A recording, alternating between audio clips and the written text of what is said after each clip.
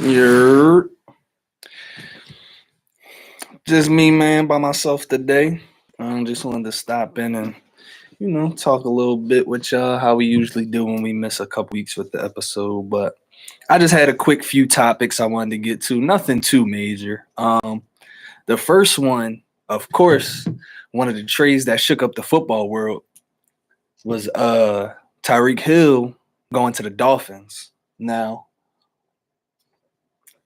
I don't remember exactly what they got for him, but I know it was along the lines of 4 or 5 um, first and second round picks, or maybe they was all first round picks, whatever. But either way, the Chiefs got a nice bargain for him compared to what we seen Dallas get for Amari and different stuff like that. So I think the Chiefs made off pretty good. Can't really blame them for getting rid of him if it was trouble in paradise or whatever. But think the Chiefs made off well in that trade, and I think the Dolphins made off well in that trade as well. I mean, you can't not make off well when you get in Tyreek Hill and you pairing him with Jalen Waddle. Like, that's just ridiculous. So honestly, I think both teams made off well. I think maybe the Chiefs might have made off a little better with how many picks they got, but yeah, they still got Pat Mahomes, so it's like Pat Mahomes gonna make it work with. He need talent out there, of course, but he's still gonna make it work. You still got Kelsey there, you still got Hardman there, who obviously ain't Tyreek Hill, but you still got some continuity there. So I think Pat gonna be good making it work. But my big question is, and I don't even have nobody to ask the question to right now, but my biggest question was taken away from the trade is what are they gonna do in Miami? Like, I know you got two wide receivers. I know they both great after the catch. Two of the fastest wide receivers in the NFL. I know they both great after the catch. But your quarterback is still Tua. Not saying that he's trash, but he hasn't displayed the arm strength that you would think you would need for a team to trade for Tyreek Hill to pair with Jalen Waddle in the NFL yet. I don't think he's displayed that arm strength yet since he's been in the NFL. Obviously, who knows? He could come back from the offseason. They could get right to it. He could be crazy. He could be throwing the ball down the field and all that. But what I'm just saying is the Dolphins' offense last year was not made for the deep ball, obviously. They had a poor offensive line and all that. So, I mean, we understand why it wasn't complete. The thing is, I gotta see what Tua's gonna do with these guys because they're both deep threats. Like, we already seen, Waddle really had to because he was like that in college too, low key. He was a run after the catch guy, but like, when you a deep threat, you want to go get some deep passes. You want to be able to run past the cornerback and not be underthrown. That's what I'll say. You want to be able to run past the cornerback and not be underthrown all the time. So that's one thing that I have yet to see from Tua since he's been in the NFL. I got to see if he can actually do it. But the talent is there now. I mean, you still probably need to help out on the offensive line a little bit, but you got the receivers. You got two of the fastest, quickest receivers in the NFL. Run after the catch, blowing by the cornerback, and going to whatever you need them to do, they could do. Both of them could get past the corner. They could also catch the ball 3 yards from the line of scrimmage and take it to the crib too. So I feel like this is a show me something year for Tua.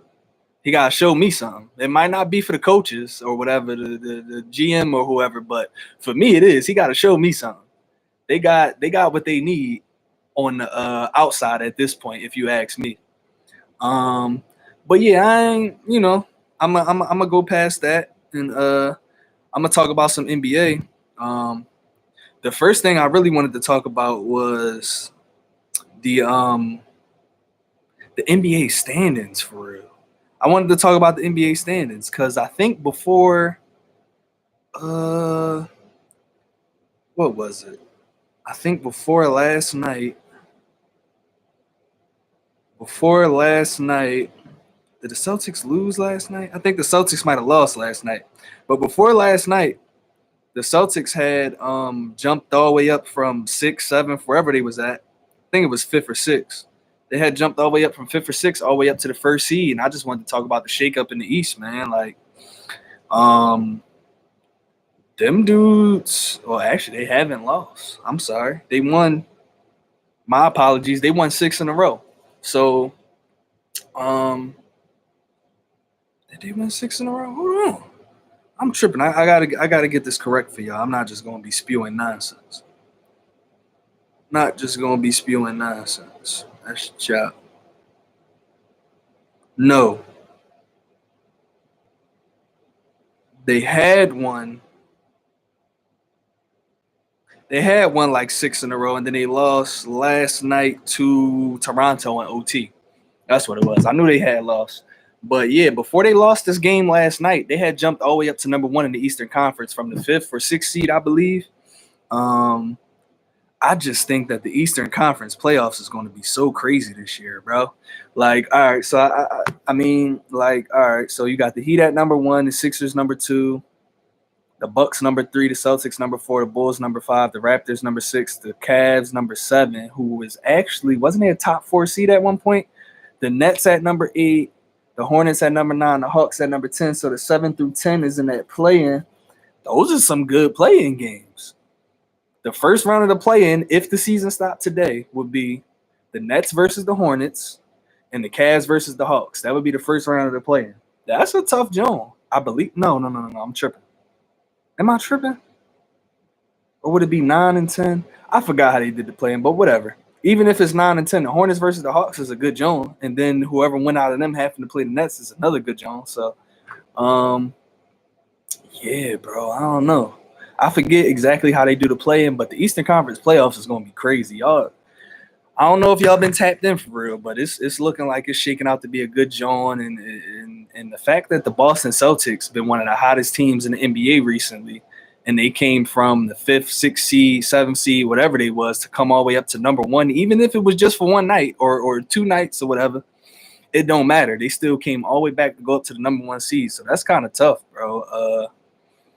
And then to piggyback off that, since we already in the Eastern Conference, I wanted to talk about the Miami Heat, who had been struggling, and they had some how would you say, some trouble in paradise the last couple games or whatever. I'm pretty sure they got through it. It was mostly between Jimmy Butler and Udonis Haslem, or at least it seems, when they went on a 4-game losing skid or whatever.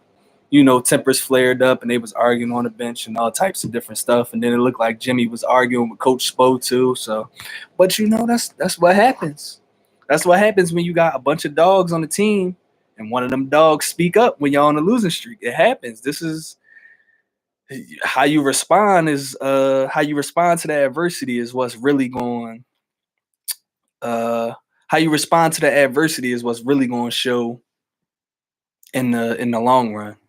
Because you could argue with your teammates all day. Brothers argue all the time. You could argue with your brothers. But how y'all going to respond to that? Y'all going to come back and win? Y'all going to come back and get through the playoffs and go crazy? Like, what y'all going to do? And that's what we need to see. We need to see what they're going to do. They had a little trouble in paradise. They went on the 4-game skid or whatever.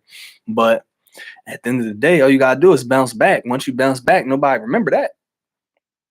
It is what it is. I know Jimmy and Haslam said they cool now, whatever they got through, whatever they was going through. I believe they said that, or at least I think Jimmy said it. But, you know, yeah, you just got to bounce back. You got to get through that adversity. You got to figure it out. And, yeah, I just want to see what they're going to do in the playoffs, because they might have to – it's possible that they could have to face the Nets in the first round.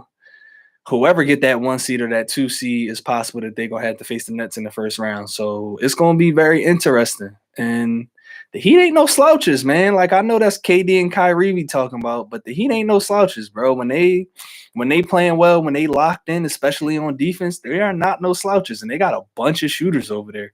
They could shoot with the best of them if we talking about that. So, hey, man, it's going to be tough. That would be a series I would like to see. It's a couple series. Any of the top for real 3 to 4 teams in the East playing against the Nets in the first round will be a hell of a series, honestly. So, yeah. But my last thing I wanted to talk about, I wanted to jump over to the Western Conference, and I wanted to talk about the Memphis Grizzlies, bro. The Memphis Grizzlies, I want to know if people think that they're an actual contender. Because I know they're a young team and this and that and the third, but they've been showing me a lot, bro. Like, I know you can't judge too much off